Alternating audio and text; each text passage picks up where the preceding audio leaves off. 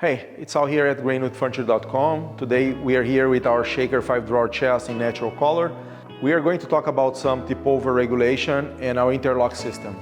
To give a brief history on the interlock system, there was a new safety regulation that passed in 2023 that all clothing storage pieces over 29 inches has to pass through an extremely demanding tip-over test. You can check out the link below to see how this test is conducted in a laboratory.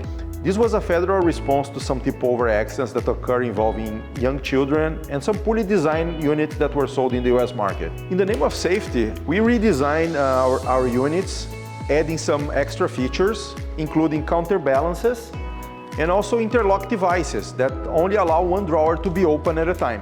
Many customers ask if they must install these interlocks. We encourage our customers to assemble as designed and comply, but at their own discretion, if they prefer not to, we recommend at least to anchor their units to the wall.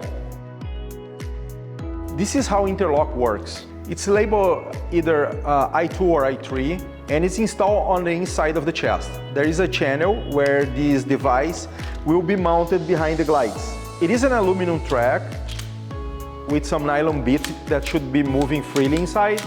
Double check the track if it isn't bent and if all pieces move freely, and fall back into the resting position. There is a metal pin on the back of the interlock that will ensure that you place this end at the bottom. Here are some issues that customers may have with the interlocks. The interlock guides, labeled either E23 or E24, must be installed with a longer side on the bottom. When installing the drawers, make sure they are horizontal, not too much of an angle, so the guide engages correctly with the interlock track. Here with two drawers installed, you can see the internal function of the interlock device. Basically, when you open one drawer, the track will shift up, the bits will move up, and then you won't be able to open the second drawer. When you open the other drawer, moves up again, and you won't be able to open the other drawer.